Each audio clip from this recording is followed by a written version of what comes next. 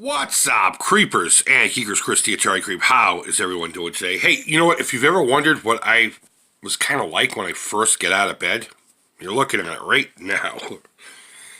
But I want to get this video up today, and I have a very limited window without people in the house. So I figured, what the hell? Got out of bed, I made my coffee, had my first smoke. Let's just get to it. So, the other day I was watching Weird Paul. He does these thrift store finds every month or so, where he shows off this huge pile of shit that he gets from thrift stores and stuff. And it's usually all for under 30 bucks, you know? Which leads me to believe that I need to move to, I think he's in Pennsylvania. Because the thrift stores up here are almost fucking at retail, you know? eBay retail. But his score of the month were these little minifigures. He says they're from the Marx Company, and Frito-Lay Chips gave them away in the 60s. No doubt a Halloween promo. Within there was a couple of witches, the devil, Phantom from the Opera, the Mummy, a Reaper, this cool skeleton holding a bat, and an executioner. And not only did he get one of each of those, some of them he got two of in different colors, red and black. So, of course, being a monster and a creature fan, I was like, fuck, I need to go look for these things. So I jumped down that rabbit hole and I came across this thing called a bucket of monsters. So here is my big bucket of monsters, 100 pieces in all. And it says on the side here, it claims to have 100 pieces in all. Includes Frankenstein, Godzilla, monster, Mummy, Cyclops, werewolf, demon, lagoon creature, Dracula, zombies, giant spiders, giant moth, and 2 different gravestones, 100 pieces in all. And this all comes from the SCS Direct out of Milford, Connecticut. Now, they have a whole bunch of other tube-like minifigure assortments. You can get a bucket of zombies. Actually, they have 2 different ones, a glow-in-the-dark and one that does not. A fantasy one, which is more medieval creatures / I don't know, your fantasy world, Dungeons and Dragons and what have you. And they also have a bucket of robots, which is part of their battle line. Pretty cool stuff. So I saw this online. They were selling anywhere from like 22 bucks to $30. I managed to get this one for $10.50 because the bottom was all jacked up. But I messaged the guy and I said, look, are all 100 pieces in there? He says, oh yeah, absolutely. Boom, I hit buy it now. On an impulse. So let's crack this thing open and have a look at the figures themselves.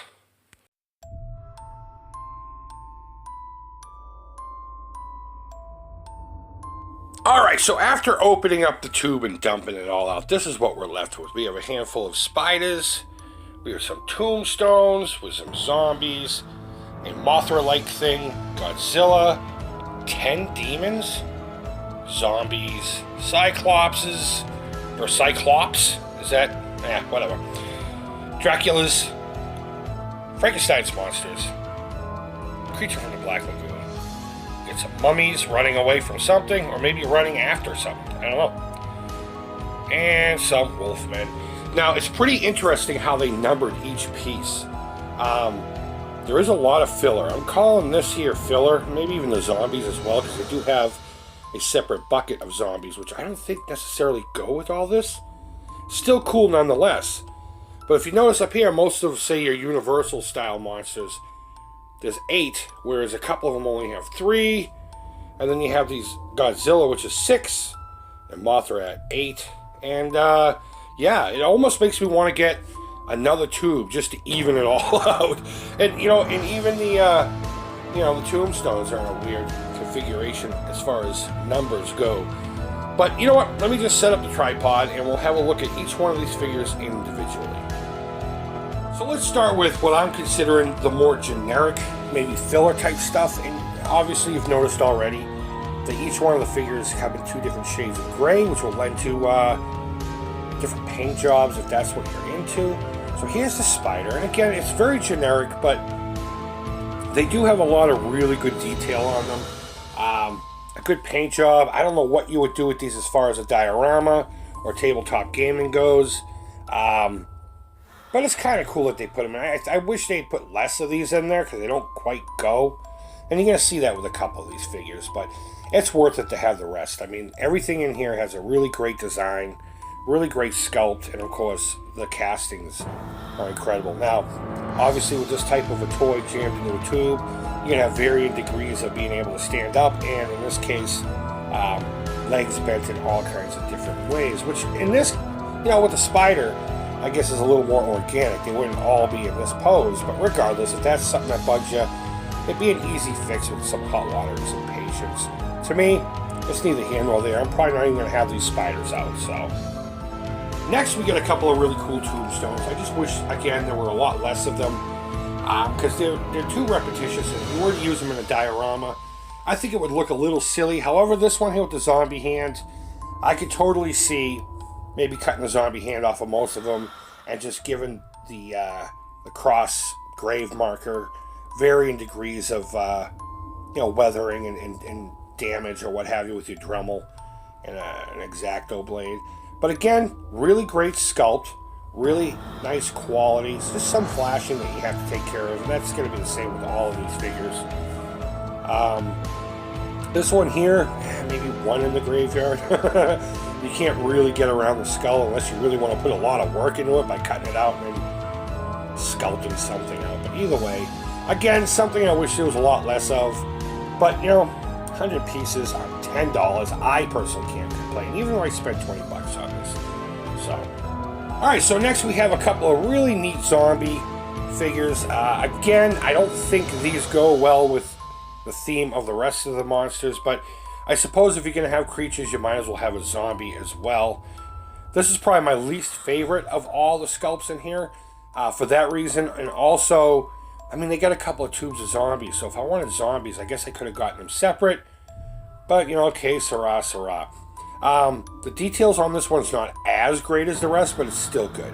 I do like that he's chewing on an arm, and he's got himself a nice knife in the eyeball. That's a nice touch there. So here's the darker gray one. He's got some decay and rot going on in his headpiece. And, of course, the gray is more the same, just in a lighter color. And here we come to what they're just calling a moth creature. It's Mothra. Come on now. Look at the lighter one first, because the detail really does stand out in this one. A little bit more than a darker one, at least on camera. Really cool sculpt. Again, good features, varying degrees of able to stand up or, leaning in different, ways, I guess you would call it, forwards and backwards. Very little cleanup to do on these ones, except for on the stands. Really great figures. I don't have any Godzilla or creature feature type toys. Not that I ever aspire to get them, but Godzilla and the like. Just such great Saturday morning creature double feature program here on Channel 38 every Sunday morning growing up. I love this stuff. I never really got into the lore too much. It was just something I watched.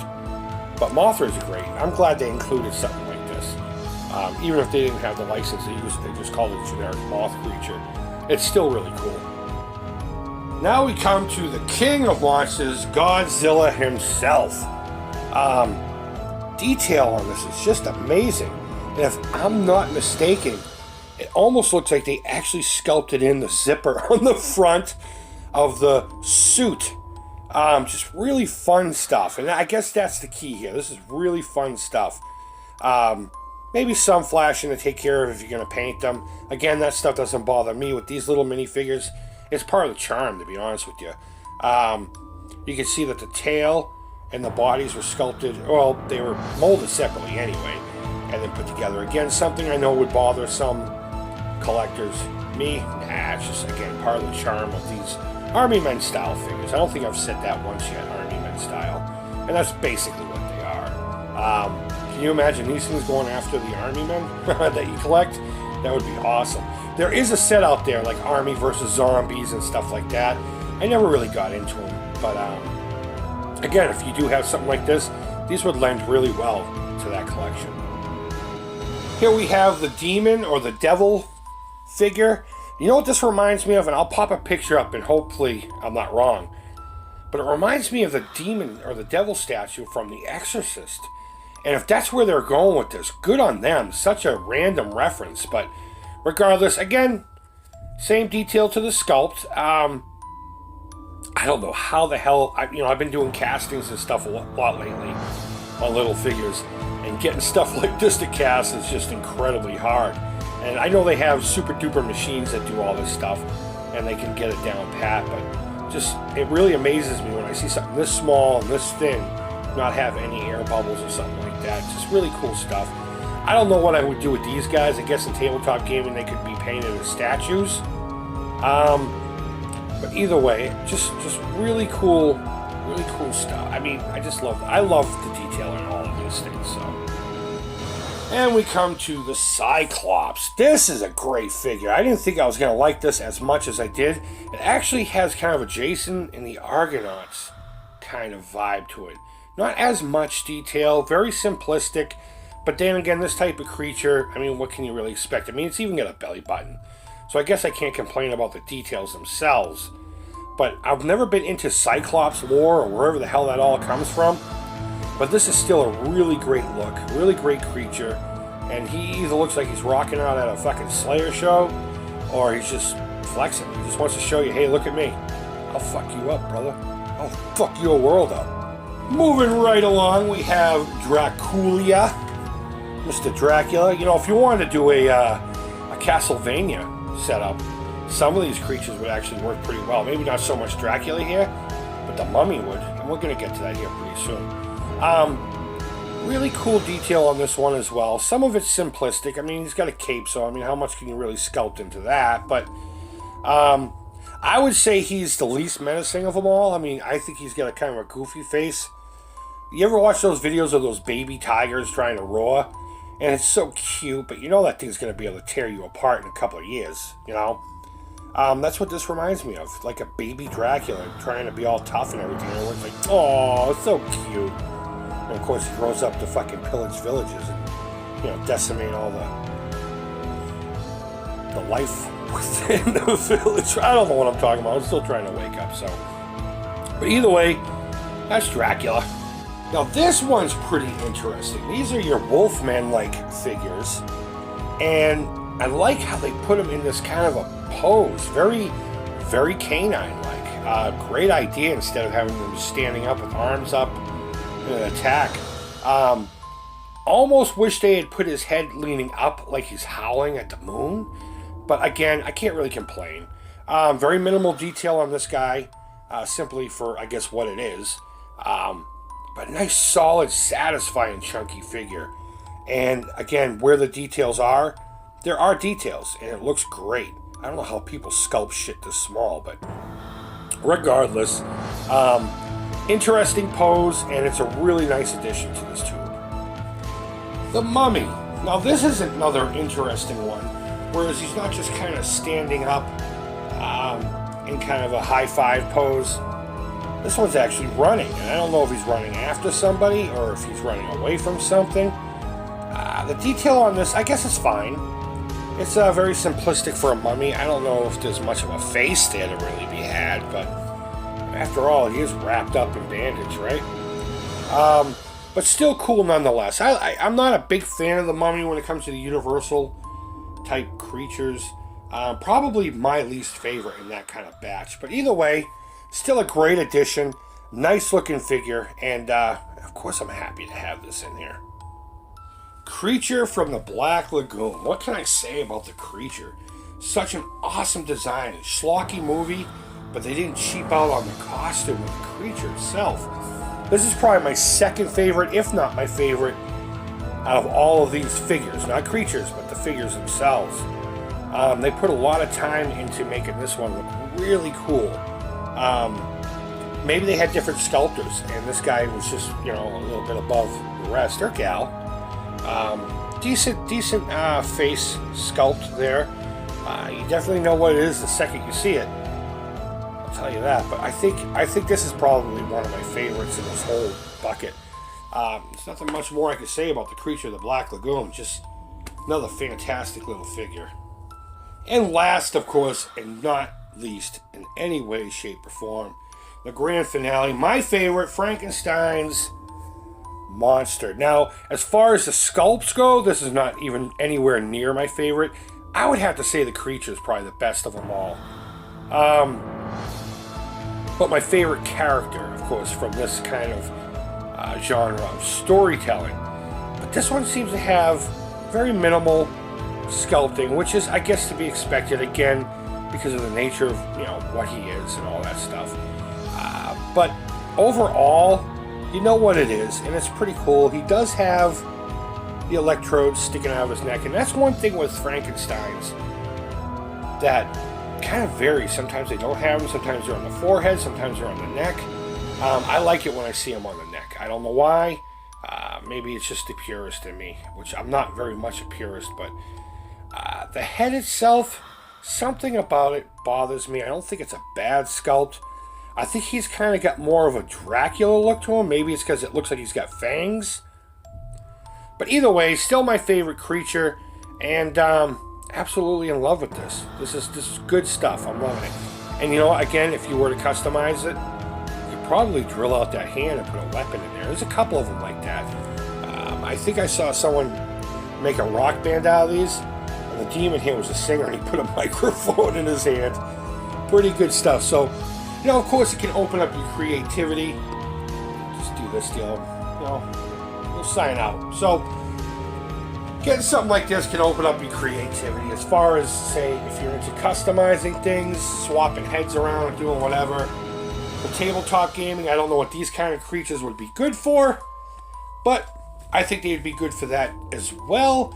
And just as a collector standpoint, again, just amazing stuff. Great price. It's only $20 or so. For 100 pieces, yeah, you get some fluff, but that's to be expected. But what good you do get out of this set is really good. So guys, I hope you enjoyed this look at a big bucket of monsters from SCS Limited, or whatever the hell they're called, out of Connecticut. Let me try to say that correctly.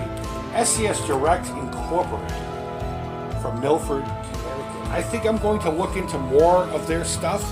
Maybe not so much their zombies, but some of their fantasy creatures looked great, and some of the robots in that bucket of robots looked amazing. So, and I'm probably not going to keep all of these. I'm probably going to just set up a set for myself, and then maybe just piece the rest of them out, give them away with other things that I do sell as far as my own personal work goes. But either way, I don't plan on keeping all 100 because I have no use for it and or space. So either way, I was so happy to find these. I still want to get those Frito-Lay ones, so if you have a line on any of those and I don't have to sell off one of the kids for one, well, I mean, I guess that would depend on the day, because there are a couple days where I'd sell these kids off real quick, but for the most part, they're great kids. But long story short, if you can find any of those, that would be awesome. I'd love to add them to this. So I'm going to grab a couple and put them up in my Universal Monster display, and then put the rest of them to be lost to antiquity. So guys, thanks as always so much for watching. I really do appreciate it. Go ahead and leave feedback. Thumbs up, thumbs down. All feedback to the Creep is positive. Have you collected any of these? Do you have any of these? Maybe not this particular tube. Let me know what you think about them in the comments down below. I hope you had a great weekend. I have all next week off, so that means I'm either going to give you a whole lot of videos or none at all. So look forward, or don't look forward to any of that. Guys, again, I hope you had a great weekend. I hope you have a great week. Until next time, take care, creep it real, and bye-bye.